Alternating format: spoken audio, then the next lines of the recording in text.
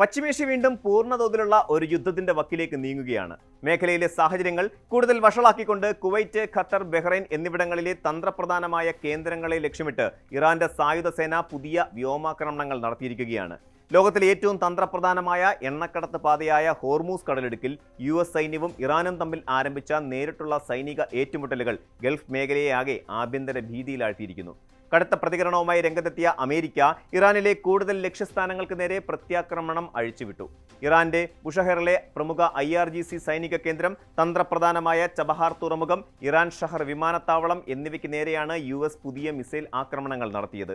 ഇറാനുമായുള്ള താൽക്കാലിക വെടിനിർത്തൽ ധാരണ പൂർണ്ണമായും അവസാനിച്ചതായി US പ്രസിഡന്റ് ഡൊണാൾഡ് ട്രംപ് പ്രഖ്യാപിച്ചതോടെ കഴിഞ്ഞ ഏതാനും മാസങ്ങളായി അന്താരാഷ്ട്ര സമൂഹം കെട്ടിപ്പടുത്ത നയതന്ത്ര ശ്രമങ്ങളാണ് ഒറ്റയടിക്ക് തകർന്നടിഞ്ഞത്. ഈ പുതിയ പ്രതിസന്ധിയുടെ പശ്ചാത്തലത്തിൽ ഖത്തർ തങ്ങളുടെ രാജ്യത്ത് കടുത്ത ദേശീയ സുരക്ഷാ ഭീഷണി പ്രഖ്യാപിക്കുകയും ജനങ്ങളോട് വീടുകളിൽ തന്നെ തുടരാൻ അടിയന്തര നിർദ്ദേശം നൽകുകയും ചെയ്തത് സ്ഥിതിഗതികളുടെ ഗുരുതരാവസ്ഥ വ്യക്തമാക്കുന്നു.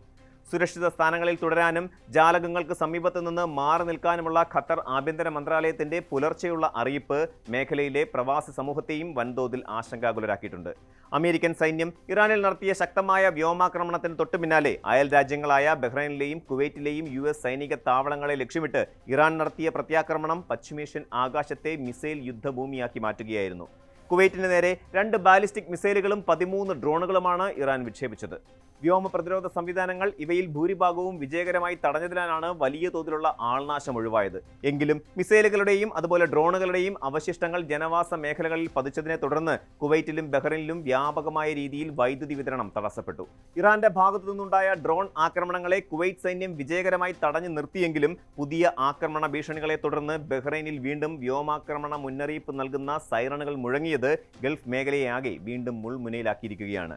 ബഹ്റൈന്റെ വിവിധ ഭാഗങ്ങളിൽ ശക്തമായ സ്ഫോടന ശബ്ദങ്ങൾ കേട്ടതായി പ്രാദേശിക ജനവിഭാഗങ്ങൾ സാക്ഷ്യപ്പെടുത്തുന്നുണ്ട്. ആർക്കും ഗുരുതരമായ പരിക്കേറ്റതായി ഇതുവരെ ഔദ്യോഗിക സ്ഥിരീകരണമില്ലെങ്കിലും ജനങ്ങൾ കടുത്ത ഭീതിയിലാണ്.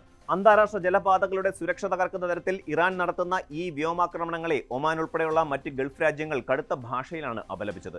തങ്ങളുടെ പരമാധികാരത്തിന് നേരെയുണ്ടാകുന്ന ഏത് നീക്കത്തെയും പ്രതിരോധിക്കുമെന്ന ഇറാന്റെ പ്രഖ്യാപനം വരും മണിക്കൂറുകളിൽ കൂടുതൽ നഗരങ്ങളിലേക്ക് വ്യോമാക്രമണം വ്യാപിക്കാനുള്ള സാധ്യതയിലേക്ക് വിരൽ ചൂണ്ടുകയാണ്.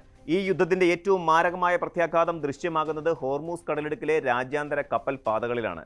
ഒമാൻ സമുദ്രാതിർത്തിയിൽ വെച്ച് ഇറാൻ ആക്രമിച്ച ഖത്തറിന്റെ ഭീമൻ LNG ടാങ്കർ ഇപ്പോഴും കടലിൽ കത്തിയെരിയുകയാണ്. കപ്പലിലെ അഗ്നിബാധ നിയന്ത്രണ വിധേയമാക്കാനുള്ള തീവ്ര ശ്രമങ്ങൾ തുടരുന്നുണ്ടെങ്കിലും LNG കണ്ടെയ്നറുകൾക്ക് എന്തെങ്കിലും സംഭവിച്ചാൽ അത് കടലിൽ വലിയൊരു പൊട്ടിത്തെറിക്കും കനത്ത പരിസ്ഥിതി ദുരന്തത്തിനും കാരണമാകുമെന്ന് അന്താരാഷ്ട്ര മാരിടൈം ഏജൻസികൾ മുന്നറിയിപ്പ് നൽകുന്നുണ്ട്.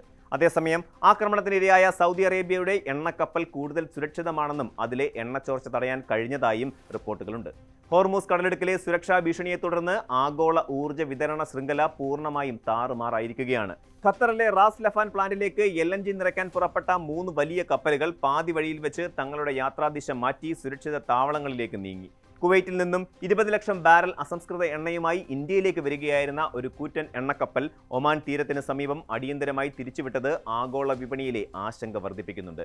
നിലവിലെ വിവിധ രാജ്യങ്ങളിൽ നിന്നുള്ള 100-ലധികം ചരക്ക് കപ്പലുകളിലായി 6000-ഓളം നാവികരാണ് ഹോർമൂസ് കടലിടുക്കിൽ കുടുങ്ങിക്കിടക്കുന്നത്.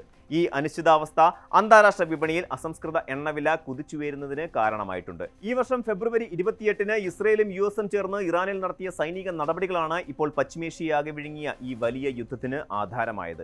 പിന്നീട് ഖത്തറിന്റെയും പാകിസ്ഥാന്റെയും ശക്തമായ മധ്യസ്ഥ ശ്രമങ്ങൾക്കൊടുവിൽ ജൂൺ 17-നാണ് ഇരുവിഭാഗവും ഒരു താൽക്കാലിക വെടിനിർത്തൽ ധാരണാപത്രത്തിൽ ഒപ്പുവെച്ചത്. ഈ താൽക്കാലിക ധാരണ ദീർഘകാല സമാധാന ഉടമ്പടിയായി മാറുമെന്ന് ലോകം പ്രത്യാശിച്ചിരുന്ന സാഹചര്യത്തിലാണ് അമേരിക്ക വീണ്ടും ഇറാന്റെ എണ്ണ കയറ്റുമതിക്ക് ഉപരോധം ഏർപ്പെടുത്തിയതും ഇറാൻ കപ്പലുകളെ ആക്രമിച്ചതും. ഇതോടെയാണ് തങ്ങൾ കരാറിൽ നിന്നും പിന്മാറുന്നതായി ട്രംപ് വ്യക്തമാക്കിയത്. അമേരിക്കയുടെ പുതിയ സൈനിക നീക്കങ്ങൾ തികച്ചും ന്യായമാണെന്ന നിലപാടാണ് നാറ്റോ തലവൻ മാർക്ക് റൂട്ടെ സ്വീകരിച്ചിരിക്കുന്നത്. ഒരു വെടിനിർത്തൽ കരാർ നിലനിൽക്കുമ്പോൾ തന്നെ ഇറാൻ അന്താരാഷ്ട്ര കപ്പലുകളെ ആക്രമിച്ച സാഹചര്യത്തിൽ US-ന്റെ ഭാഗത്തു നിന്നുണ്ടായ പ്രത്യാക്രമണം അനിവാര്യമായിരുന്നുവെന്ന് അദ്ദേഹം സമർത്ഥിക്കുന്നു. എന്നാൽ ഈ പുതിയ സൈനിക നീക്കങ്ങൾ ഇതിനോടകം തന്നെ സങ്കീർണമായ സമാധാന ചർച്ചകളെ കൂടുതൽ പ്രതിസന്ധിയിലാക്കുമെന്ന് യൂറോപ്യൻ യൂണിയൻ വിദേശ നയമേധാവി കായ കലാസ് ആശങ്ക പ്രകടിപ്പിച്ചു. സമാധാനത്തിന്റെ പാതകൾ അടയുകയും ആയുധങ്ങൾ സംസാരിക്കാൻ തുടങ്ങുകയും ചെയ്യുന്ന ഈ അവസ്ഥ ദക്ഷിണേഷ്യൻ രാജ്യങ്ങളുടെ ഉൾപ്പെടെയുള്ള സാമ്പത്തിക ഭദ്രതയെ വരും ദിവസങ്ങളിൽ എങ്ങനെ ബാധിക്കുമെന്ന കാര്യത്തിൽ ലോകത്തിന് ഇപ്പോഴും വ്യക്തതയില്ല. കൂടുതൽ വാർത്തകൾക്ക് News 18 Keralam YouTube channel subscribe ചെയ്യുക.